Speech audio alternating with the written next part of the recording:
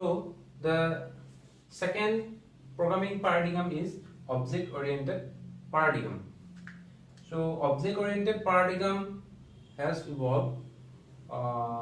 in order to overcome the limitations those were in procedural paradigm. So procedural paradigm of jibur limitation asil, I last class limitations procedural paradigm hey limitations for overcome kara karone actually object oriented programming bishoy ahile. So object oriented programming yate ami naam yate eta word ase object. So object oriented paradigm ki kore main emphasis is to object or upor di the real world entity. So main emphasis is given on the object itself rather than the procedure for doing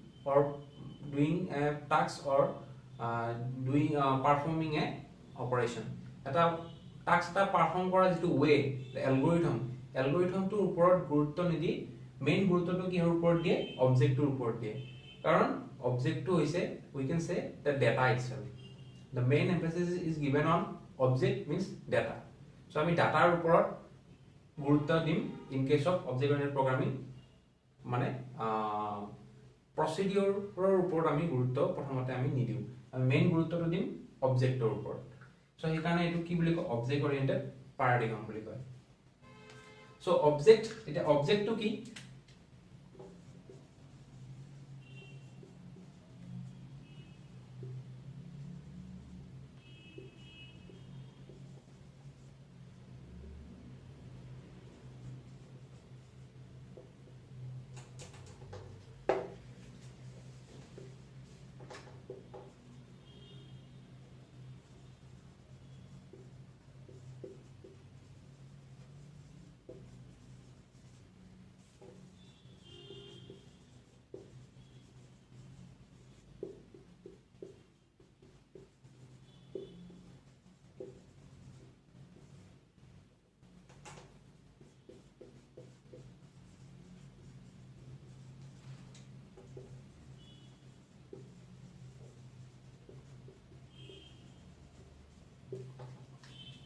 So we can define an object as object is an identifiable real world entity with some properties and behaviors. So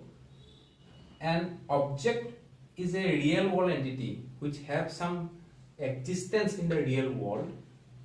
with some properties and behavior of it. So eta object eta real world or eta বস্তু বুলি কব পাৰো যেনেকৈ আমি last ক্লাছৰ example লৈছিলো কাৰ এখন হল এটা অবজেক্ট যাৰ এটা এক্সিস্টেন্স আছে ইন ৰিয়েল ওয়াৰ্ল্ড সো সেই কাৰখনৰ কি থাকিব কিছুমান প্ৰপাৰ্টি থাকিব আৰু কিছুমান বিহেভিয়াৰ থাকিব সো প্ৰপাৰ্টি আৰু বিহেভিয়াৰ মানে কি এটো আমি অলপ পিছত গম পাম so an object will have some property associated with it and some behavior which are also associated with it. So in object oriented programming or in OO paradigm we represent the properties as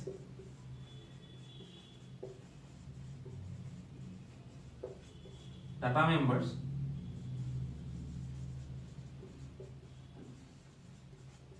behaviors as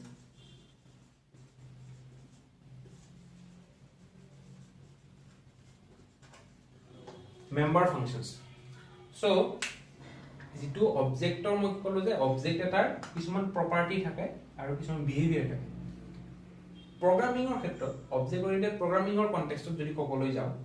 এই object এটাৰ যিবোৰ property থাকে সেইবোৰ কি বুলি কয় data member বুলি কয় আৰু বিহেভিয়াৰবোৰ মেম্বাৰ ফাংচন বুলি কয় সো প্ৰত্যেকটো অবজেক্টৰে কিছুমান ডেটা মেম্বাৰ থাকিব আৰু মেম্বাৰ ফাংচন থাকিব আৰু এটা অবজেক্টৰ মেম্বাৰ ফাংচনবোৰে সেই অবজেক্টৰ ডেটা মেম্বাৰবোৰ এক্সেস কৰিব পাৰে সো বাহিৰা ফাংচনে বা বাহিৰৰ পৰা যিবোৰ মেম্বাৰ ফাংচন অবজেক্টটোৰ ভিতৰত ডিফাইন কৰা আছে অবজেক্টটোৰ ভিতৰত থাকে এজ এ বিহেভিয়াৰ সেই মেম্বাৰ ফাংচন বিলাকেহে পাৰ্টিকুলাৰ সেই অবজেক্টটোৰ ডেটাবোৰ এক্সেছ কৰিব পাৰে so the member functions which are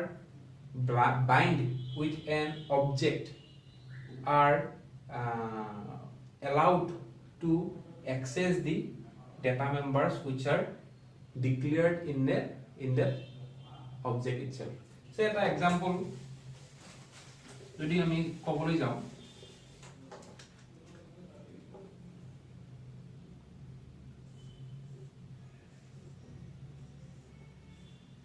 এটো এটা অবজেক্ট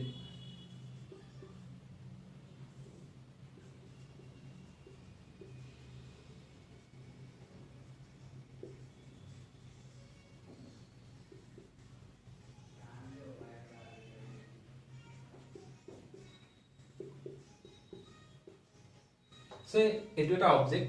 এই অবজেক্টটো দুটা পার্ট আছে ডেটা মেম্বাৰ আৰু মেম্বাৰ ফাংচন সো এই অবজেক্টটো ডেটা মেম্বাৰ হল d1 আৰু d2 মানে প্ৰপাৰ্টিবোৰ মেম্বাৰ ফাংচন হল f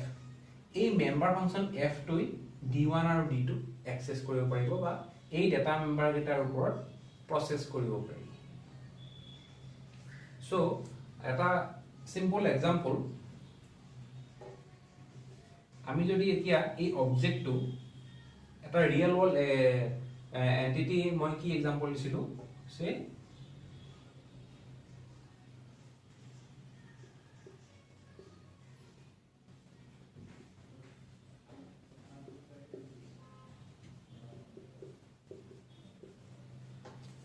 Maruti Suzuki Alto এখন কি এখন কার so this can be a object এটা একটা অবজেক্ট হব পাৰে সো ইয়াৰ ডাটা মেম্বাৰ কিছুমান থাকিব ডাটা মেম্বাৰ মানে কি প্ৰপাৰ্টি কি থাকিব পাৰে Maruti Suzuki প্ৰপাৰ্টি কি আছে Maruti Suzuki প্ৰপাৰ্টি কি হ'ব পাৰে 4 wheel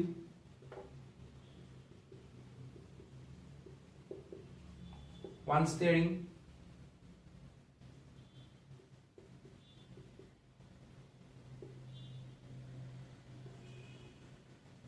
5 door sorry এটা নাম্বাৰটো নাহে হুইল স্টিয়াৰিং ডোৰ এবোৰ কি প্ৰপাৰ্টি নাম্বাৰটো নাহে সো Maruti Suzuki Alto এটা অবজেক্ট ধৰি ললো ৰিয়েল ওয়ার্ল্ড আমি দেখা পাও গাড়ী we see the cars Maruti Suzuki Alto so each Maruti Suzuki Alto will have wheels 4 numbers of wheels steering one steering door 5 numbers of door side door 4 and back one is 5 doors so that those are the properties of the car which define that car that is a car so hey property bore ki kore ami jodi ko side চকা এটা steering পাঁচখন door এনে কলা আমি এখন গাড়ী বুজিম হয়নে so hey গাড়ীখন কি Maruti Suzuki Alto ধৰি ললো সো এটো এই গিটা বস্তু দি আমি কি বুজি পালো এইখন এখন গাড়ী Maruti Suzuki Alto এখন গাড়ী সো আমি গম পালো না নাই যে এইখিনি ডিফাইন কৰাৰ লগে লগে আমি গম পালো হুইল স্টিয়াৰিং ডোৰ বুলি কোৱাৰ লগে আমি গম পালো যে এইখন এখন গাড়ী কথা কৈছে so an object is identifiable by its property বোৰেৰে আমি অবজেক্টটো আইডেন্টিফাই কৰিব পাৰো এতিয়া মেম্বাৰ ফাংচন কিছুমান থাকিব মেম্বাৰ ফাংচন বোৰ যেনেকুৱা সে drive to a member function so behavior member function means ki behavior so member function means behavior so the car will have one behavior that it can be drive so it can move so it will drive koribo gari ekhon drive koribo pare eto eta behavior gari khonor so drive can be a behavior means it can be a member function so gari ekhon drive korte am ki lage saita soka lagibo gari khonor side চকা লাগা নহলে আমি drive কৰিব পাৰিম জানো নোৱাৰো so we can't drive if the wheels are absent we can't drive if the steering is absent so drive member function দি কি কৰিব wheel steering এবোৰ data member process কৰিব পাৰিব by using this properties we can define functions those will execute on on this objects properties এই property বোৰে use কৰিব drive কৰিব লাগিলে আমি steering টো ইউজ কৰিব লাগিব সো এটা ইউজ হ'ব সো আলটিমেটলি steering চকা এইবোৰ কি these are the properties so বস্তুটো সিম্পল পিছত আমি ভালদৰে আৰু বুজিম so we'll learn more about this in the next consequent classes but at present you should remember that member functions will access the properties of the object so jodi kisuman bostu nubujai yate so amar learninghubindia.in or homepage to eta section ase drop your question so he section to goi amar loge question bor tumaloke prepare koribo pariba ami hebor answer jiman par motala dibole chesta korim so this is the example of object now one more concept that is associated with this object oriented paradigm is the concept of class so a class is nothing but simply a group of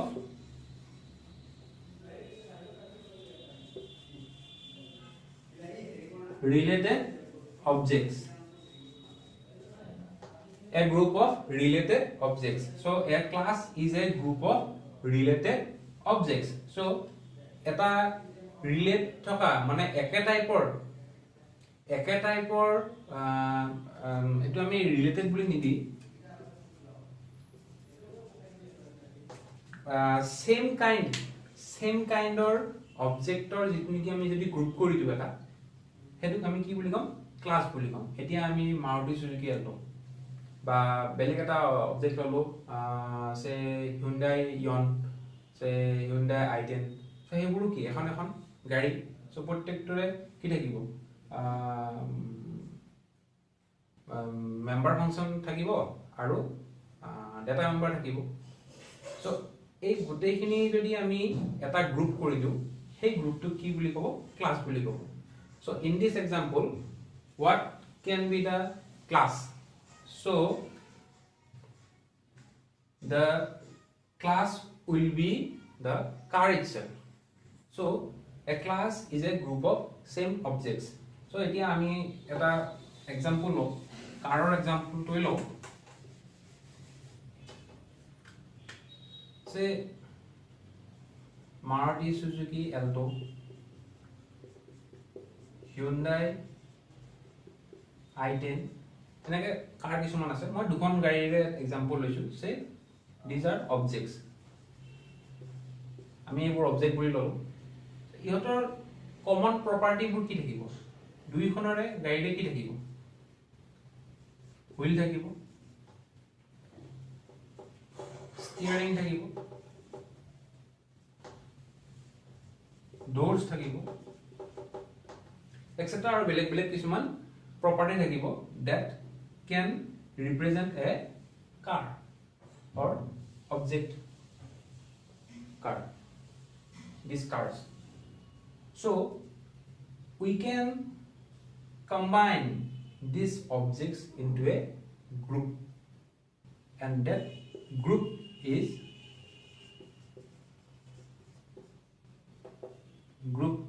means class is cars so this Maruti Suzuki Alto Hyundai i10 these objects belongs to the class car because they share same properties and definitely they will have some behaviors associated with that class or with that object so behaviors are most of the time the behaviors are also same but there may be some extra behavior that can be added to a object we will learn about that so এই যেটো class group কৰো আমি অবজেক্টৰ গ্ৰুপটো সেই গ্ৰুপটো কি হয় class বুলি কয় এতিয়া আমি এই দুখন গাড়ীৰ কি পালো property বোৰ একে হুইল থাকে স্টিয়াৰিং থাকে ডোৰ থাকে so we can combine these objects or you can group these objects into a class which can be called as cars. So a duta object car class to Peter for it. So this is one brief description about the object oriented paradigm. So we will dive into more depth in object oriented now. Amar jehetu subject etu, so ami aru video lege porhim aru depth lege ete ami just harmony korisu ajir pora C++ ba object oriented programming. So jodi kiba yata nubuja thake then amar website ot goi learninghubindia.in website ot goi tomaloke amale question preparation koribo.